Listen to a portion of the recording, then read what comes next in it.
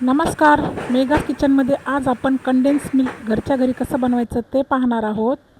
इथे मी 3 वाट्या दूध घेतले आहे. गॅस इथे फुल ठेवलेला आहे मी. आता आपण ढवळून घेऊया. दूध उकळायला लागले आहे. आता सारखे ढवळत राहायचं आहे आपल्याला. मध्ये मध्ये दूध ढवळत राहायचं आहे. दूध उकळून 2-3 मिनिटे झालेली आहे.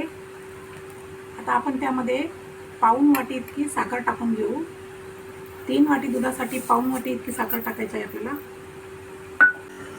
साखर पूर्णपणे विरघळलेली आहे. यामध्ये आपण पाहू शकता दुधाचा रंग थोडा पिवळसर झालेला आहे.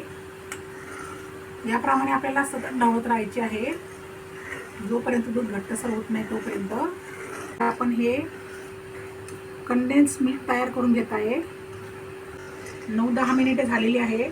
आपण बघू शकता आता थोडे आपले दूध घट्टसर व्हायला लागले आहे. अजून आपल्याला 5 ते 6 मिनिटे ढवळून घ्यायचे आहे म्हणजे कंडेन्स मिल्क तयार होईल. 5 ते 6 मिनिटे झालेली आहे.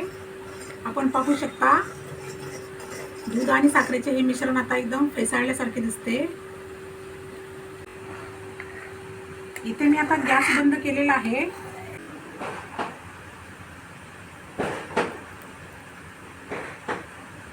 हे पाहू शकता कंडेन्स मिल्क आता तयार झालेले आहे.